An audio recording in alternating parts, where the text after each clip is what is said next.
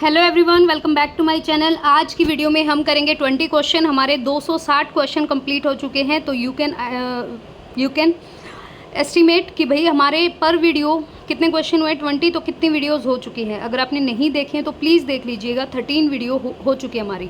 और last question मैंने कराया था कि डेटा की सबसे छोटी इकाई जो हमें कंप्यूटर दिखा था वो बिट होती है, ऑप्शन बी। आगे चलते हैं। निम्न में से किस क्षेत्र में स्प्रेडशीट सॉफ्टवेयर अधिक उपयोग होता है? आप सभी को पता है कि स्प्रेडशीट हमारा स्टैटिस्टिकल में होता है, सांख्यिकी जिसे कहते हैं। स्प्रेडशीट सॉफ्टवेयर क्या है? ये वर्ड के अंदर बनती है भाई शीट, ठीक है। और एक्सेल के अंदर हमारी रो और कॉलम सेल बनते हैं, ध्यान रखिएगा।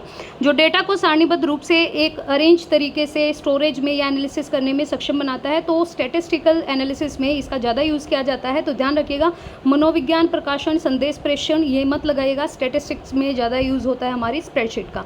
नेक्स्ट क्वेश्चन है, निम्न में से कौन कंप्यूटर की खोज से संबंधित है? एडिसन बेबेज, तो आप सभी को पता है चार्ल्स बेबेज है। इन्होंने पहला एनालिटिकल इंजन यहाँ पे हमारे सामने प्रस्तुत किया था। और मार्क 1 विश्व का पहला पूर्ण स्वचालित विद्युत यांत्रिक गणना यंत्र था। ध्यान रखिएगा, पूर्ण स्वचालित अपने आप चलने वाला इलेक्ट्रिफाइड विद्युत यांत्रिक गणना करने वाला एनालिटिक यंत्र था। 1946 में पहला पूर्ण इलेक्ट्रिक कंप्यूटर का आविष्कार जे.पी. एफर्ट तथा नॉन विलियम मुचली ने किया। ध्यान रखिएगा कि 1946 में पहला पूर्ण इलेक्ट्रॉनिक कंप्यूटर, पहला फुल्ली इलेक्ट्रॉनिक कंप्यूटर का अगर बात करें तो जे.पी. एफर्ट और नॉन विलियम मुचली ने किया। एनियक नाम दिया गया। ये फर्स्ट जनरेशन में आ जाते हैं हमारे कंप्यूटर की, ध्यान रखिएगा। और बेबेज जो है उसको कंप्यूटर का जनक कहा जाता है। Father of computer is called Charles Babbage. Groupware क्या होता है? एक हार्डवेयर है, नेटवर्क है, सॉफ्टवेयर है या फर्मवेयर है? तो ग्रुपवेयर एक तरीके का सॉफ्टवेयर है। ग्रुपवेयर एक एप्लीकेशन सॉफ्टवेयर है, आपने ज़रूरत हुई यूज़ कर लिया और फिर उसको अनइंस्टॉल कर दिया, तो ये एक तरीका का एप्लीकेशन सॉफ्टवेयर है। लोगों को उनके लक्ष्य को प्राप्त करने के लिए एक साझे कार्य पर काम करने में मदद करने के लिए डिज़ाइन किया गया। मतलब एक कंपनी के 10 कर्मचारियों को एक ही काम दिया गया है तो वो ग्रुपवेयर यूज़ कर सकते हैं। गूगल द्वारा एंड्रॉयड और iOS यूज़र के लिए प्रारंभ की गई वीडियो चैटिंग एप्लीकेशन क्या है? गूगल की और एंड्रॉयड की और हमारी iOS जो हमारा एप्पल वाला फ़ोन होता है उनके लिए कौन सी दी गई है? तो चलते हैं आंसर की तरफ। यहाँ पे हमारा आंसर जो रहेगा वो रहेगा ऑप्शन डी, कि जो हमारा डियो ऐप गूगल द्वारा एंड्रॉयड और iOS के लिए प्रारंभ की गई वीडियो चैटिंग एप्लीकेशन का नाम है। तो ध्यान रखिएगा, डियो एप्लीकेशन जो है ये iOS और एंड्रॉयड दोनों के लिए चैटिंग एप्लीकेशन है। कंप्यूटर विज्ञान में एसक्यूएल क्या है? इस क्वेश्चन का मुझे इंतजार था और आप सभी को भी। तो इसको कहते हैं स्ट्रक्चर्ड क्वेरी लैंग्वेज। कंप्यूटर विज्ञान में अगर कंप्यूटर साइंस में बात करें तो ये पीसीटी में पूछा गया, 2015 का क्वेश्चन है। एसक्यूएल का पूरा जो फुल फॉर्म है वो स्ट्रक्चर क्वेरी लैंग्वेज है। ये एक तरह का स्टैंडर्ड लैंग्वेज है। इसमें डेटाबेस में डेटा को मैनेज करने के लिए इंसर्ट, डिलीट और अपडेट आदि कमांड दिए जाते हैं। तो ये आप सभी को पता है, डेटाबेस मैनेजमेंट सिस्टम डीबीएमएस के बहुत बार क्वेश्चन आते हैं। एसक्यूएल की फुल फॉर्म ज़्यादा पूछी जाती है, ध्यान रखिएगा। मेगाबाइट किसके बराबर होता है? अगर क्वेश्चन इस तरीके से आ गया तो आपको करना आना चाहिए। मैं ब्रश का यूज़ कर रही हूँ। आई डोंट नो कि brush is not showing after complete the video. वैसे वीडियो चल रही है तो मुझे दिखाई देती है, लेकिन जैसे वीडियो कंप्लीट होती है और रिकॉर्ड होकर अपलोड होती है तो ब्रश यूज़ नहीं दिखता। तो यहाँ पर जो है वो 1 MB की अगर हम बात करें तो 1024 KB का 1 MB होता है। 1024 को 1024 बाइट से अगर मल्टीप्लाई करोगे तो देखो 2 की कितनी पावर आ जाएंगी, 2 करके चले जाना है यहाँ पे। और टोटल आपकी 20 बाइट्स होगी, तो 2 की पावर 20। और इसको कहते हैं सुपरस्क्रिप्ट, जब अक्षर के ऊपर अक्षर लिखा जाता है। तो 1 मेगाबाइट किसके बराबर होता है? ऑप्शन ए, 2 की पावर 20 बाइट के बराबर। निम्न में से किसको वर्ल्ड वाइड वेब का आविष्कारक माना जाता है? ये है हमारे टिम बर्नर्स-ली। ध्यान रखिएगा, ऑप्शन सी यहाँ पे करेक्ट रहेगा। तो टिम बर्नर्स-ली ने 1989 में वर्ल्ड वाइड वेब का यूज़ किया, आविष्कार किया। जो यूरोपीय कण भौतिक प्रयोगशाला सर्न में रहते थे और वैश्विक सूचना साझा करने के लिए एक इंटरनेट आधारित हाइपर मीडिया पहल थी। आपको सिर्फ इतना याद रखना है, टिम बर्नर्स-ली ने 1989 में 1989 में वर्ल्ड वाइड वेब का आविष्कार किया। CPU का मतलब as you know very well, बहुत ईजी क्वेश्चन है, central processing unit. Option number C is correct. Unix operating system, कल भी क्वेश्चन आया था। लिनक्स और यूनिक्स सॉफ्टवेयर को एक बार देख लीजिए। यूनिक्स के बारे में काफ़ी चीज़ें हैं, ये CCC में पूछी जाती हैं मोस्टली। तो यूनिक्स ऑपरेटिंग सिस्टम जो है ये मल्टी यूज़र ऑपरेटिंग सिस्टम है, इसको याद रखिएगा। ऐसा नहीं है कि एक ही बंदा काम कर सकता है, नहीं, मतलब मल्टी यूज़र है तो काफ़ी सारे लोग काम कर सकते हैं। यूनिक्स एक ऑपरेटिंग सिस्टम का नाम है जो कंप्यूटर और यूज़र के बीच एक कड़ी का काम करता है। 2 या 2 से ज़्यादा कंप्यूटरों को जानकारी बांटने और आपस में जोड़े जाने को क्या कहते हैं? इसी को तो कहते हैं नेटवर्क। नेटवर्क क्या होता है? कंप्यूटर नेटवर्किंग, कई कंप्यूटरों को आपस में लिंक कर दिया जाता है और इस नेटवर्किंग से सभी कंप्यूटरों की क्षमता का सामूहिक उपयोग किया जाता है। नेटवर्क 2 तरह के होते हैं, एक लोकल एक आपका वाइड एरिया नेटवर्क। वैसे तो पेन भी होता है, वैन भी होता है, तो ये याद रखिएगा। पर्सनल एरिया नेटवर्क भी होता है हमारा। किसी डॉक्यूमेंट को यूज़र द्वारा दिए गए नाम को क्या कहते हैं? फाइल नेम होता है। हमने अपनी फाइल बनाई, हमने अपना कुछ रिकॉर्ड बनाया भाई कंप्यूटर में, अब हम उस फाइल को नाम तो देंगे। ऐसे फाइल सेव कर दी तो ढूंढने में प्रॉब्लम होगी, तो किसी डॉक्यूमेंट को यूज़र द्वारा दिए गए नाम को फाइल नेम कहते हैं। फाइल नेम एक फाइल सिस्टम में स्टोरेज किसी कंप्यूटर फाइल को स्पेशलाइज तरीके से पहचानने के लिए उपयोग किया जाता है। आप कोई भी नाम दे सकते हैं या स्टार लिंक कर सकते हैं, एज यू नो, जैसे आप सभी को पता भी होगा। निम्न में से कौन सा एक डेटाबेस मैनेजमेंट सिस्टम नहीं है? डीबी है, माइक्रोसॉफ्ट एक्सेल है, माई एसक्यूएल है, ओरेकल है। तो इनमें से माइक्रोसॉफ्ट एक्सेल जो है ये डेटाबेस का कोई भी वो नहीं है, ये एक स्प्रेडशीट प्रोग्राम है। माइक्रोसॉफ्ट एक्सेल जो है वो कॉरपोरेशन के द्वारा विकसित एक स्प्रेडशीट प्रोग्राम है, ठीक है, ध्यान रखिएगा। और डेटाबेस मैनेजमेंट सिस्टम एक डेटाबेस सॉफ्टवेयर है जो हमारे यूज़र और प्रोग्राम्स को डेटा बनाने, उन्हें दोबारा से रिट्राइव करने, अपडेट करने और प्रबंधित करने का एक तरीका है। माई एसक्यूएल एक रिलेशनल डेटाबेस मैनेजमेंट सिस्टम है। ओरेकल भी एक व्यावसायिक कमर्शियल रिलेशनल डेटाबेस मैनेजमेंट कह सकते हैं। लेकिन मोंगोडोंगी एक लोचदार, एक फ्लेक्सिबल डेटा स्टोरेज मॉडल प्रदान करता है जो यूज़र को मल्टीवेरिएट डेटा प्रकारों को आसानी से स्टोर करने और क्वेरी करने में सक्षम बनाता है। तो ऑप्शन नंबर बी यहाँ पे करेक्ट रहेगा, माइक्रोसॉफ्ट एक्सेल। तो ये नहीं है, ये एक स्प्रेडशीट प्रोग्राम है। हाँ भाई सॉरी, एक्सेल में शीट बनाई जाती है, सॉरी। नेक्स्ट है, उस नेटवर्क टोपोलॉजी को आप क्या कहेंगे जहां हर एक संवाद उपकरण एक केंद्रीय नोड से जुड़ा है? मतलब what is the name of networking topology where each communication device is connected to a central node? हर एक कंप्यूटर जो है वो सेंट्रल नोड से जुड़ा हुआ है। मैश, स्टार, बस और रिंग। आप सभी को पता होना चाहिए मैश टोपोलॉजी जो होता है, एक ही कंप्यूटर से अलग अलग यहाँ पे जोड़े जाते हैं, एक ही कंप्यूटर, एक ही सेंट्रल नोड होता है। स्टार टोपोलॉजी में बस टोपोलॉजी और रिंग टोपोलॉजी तीनों अलग चीज़ें हैं, आपको पता होना चाहिए। स्टार की तरीके से उस टोपोलॉजी में कंप्यूटर को ऐड किया जाता है। बस एक सीरियल में चलती है, मतलब एक सिंगल लाइन में आएगी। और रिंग में आपको छला सा दिखाई देगा, क्योंकि ब्रश यहाँ पे नहीं दिख रही है तो मैं नहीं समझा पाऊंगी, एक बार ज़रूर चेक कर लीजिएगा। स्टार टोपोलॉजी में एक संवाद उपकरण का एक केंद्रीय नोड से जुड़ा होता है स्टार में, जिसे हम हब या होस्ट भी कहते हैं। इन सभी डिवाइस का एक जुड़ाव होता है स्टार के रूप में। तो स्टार टोपोलॉजी इसका करेक्ट आंसर रहेगा ऑप्शन बी, जहां पर हर एक संवाद उपकरण जो कमर्शियल हमारा टूल्स है वो एक केंद्रीय नोड से जुड़ा होता है। Option B.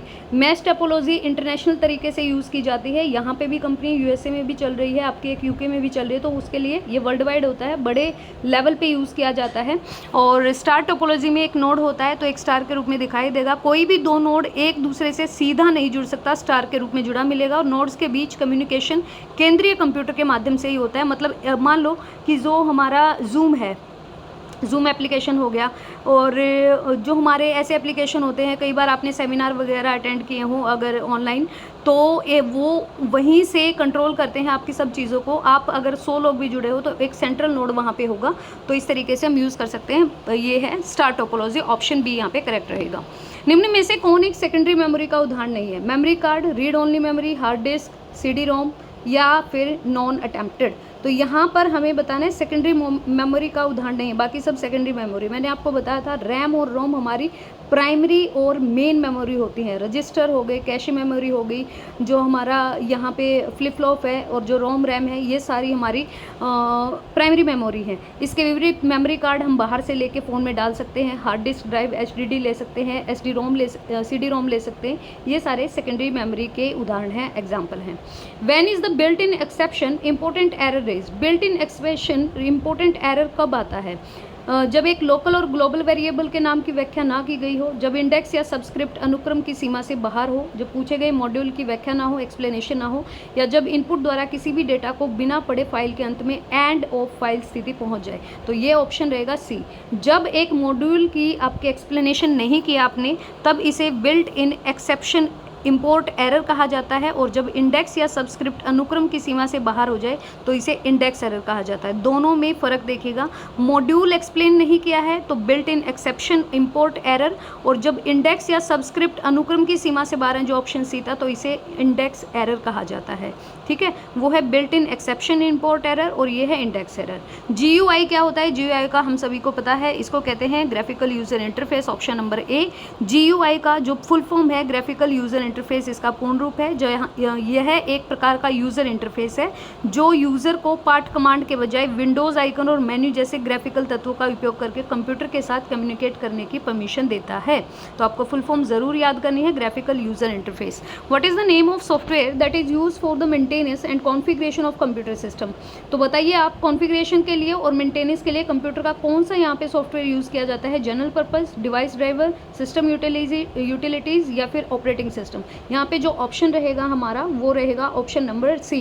कंप्यूटर सिस्टम के सही रखरखाव और संपूर्ण के लिए हम सिस्टम यूटिलिटी सॉफ्टवेयर का यूज़ करते हैं। कंप्यूटर में प्रोग्राम और डेटा को सपोर्ट करने, उसको आगे बढ़ाने के लिए सिस्टम यूटिलिटी सॉफ्टवेयर का यूज़ किया जाता है। इसे ही सर्विस प्रोग्राम के नाम से जाना जाता है। तो option C, system utility software. ठीक है भाई। वर्चुअल कीबोर्ड और ऑनलाइन कीबोर्ड में commonly provide by an internet banking websites because. Internet banking website सामान्यतः वर्चुअल कीबोर्ड और ऑनलाइन कीबोर्ड उपलब्ध कराती है। क्यों? क्योंकि ये एक यूज़र को सुरक्षित तरीके से पासवर्ड लिखने में सहायक है, फिजिकल कीबोर्ड से तेज़ है, छोटी स्क्रीन दिखाता है, या फिर ये यूज़र के लिए कन्वीनियंट है, सुविधाजनक है। तो ये रहेगा इंटरनेट बैंकिंग वेबसाइट सामान्यतः वर्चुअल कीबोर्ड और ऑनलाइन कीबोर्ड उपलब्ध कराती है। मतलब आपने लैपटॉप खोला, उसी के अंदर कीबोर्ड है, वर्चुअल कीबोर्ड हो गया, और ऑनलाइन कीबोर्ड उसको बोल सकते हैं, क्योंकि ये यूज़र को एक सेफली मोड में पासवर्ड लिखने में सहायक है। इंटरनेट बैंकिंग को नेट बैंकिंग या ऑनलाइन बैंकिंग भी कहा जाता है। इसी के माध्यम से ग्राहक फाइनेंशियली और नॉन फाइनेंशियली ट्रांजैक्शन कर सकते हैं। ठीक है भाई। नेक्स्ट है हमारा, निम्न में से कौन सा कथन ब्लॉकचेन टेक्नोलॉजी के बारे में सही है? ब्लॉकचेन के बारे में पूछा है। तो हर एक जो ब्लॉक है उसमें डाटा है ब्लॉक में, जिसे हेडर कहा जाता है, और ये सभी नोड को दिखाई देता है। या फिर आपका नेटवर्क के एक मेंबर के लिए परिवर्तन करना है, डेटा में बदलाव करना संभव है। केवल जो हमारा ओनर होगा वही ब्लॉक के निजी डेटा जानकारी पहुंच सकता है, या फिर ब्लॉक डेटा एक सुरक्षित टुकड़ा हो सकता है। ऑप्शन बी यहाँ पे सही है। ब्लॉकचेन एक हमारी ऐसी टेक्नोलॉजी है जिससे बिटकॉइन नामक मुद्रा का संचालन होता है। आप सभी को पता है बिटकॉइन का यूज़ किया जाता है। ये ऑनलाइन और हमारा वर्चुअल ट्रांजैक्शन होता है। ब्लॉकचेन में एक बार किसी भी लेन देन को दर्ज करने पर इसे न तो हटाया जा सकता और ना ही इसमें कोई भी एडिटिंग की जा सकती है। तो यहाँ पर सेकंड ऑप्शन सही है, बाकी आपके गलत हैं। तो ऑप्शन नंबर बी यहाँ पे सही है कि जो ब्लॉकचेन है हमारी, इसमें केवल जो मेंबर होगा, व्यक्ति होगा, वही परिवर्तन कर सकता है, डेटा में बदलाव कर सकता है। ये हमारी ब्लॉकचेन टेक्नोलॉजी है।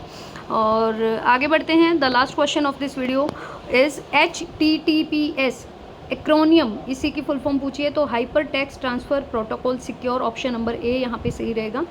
एक second, option number C, hyper text transfer protocol secure.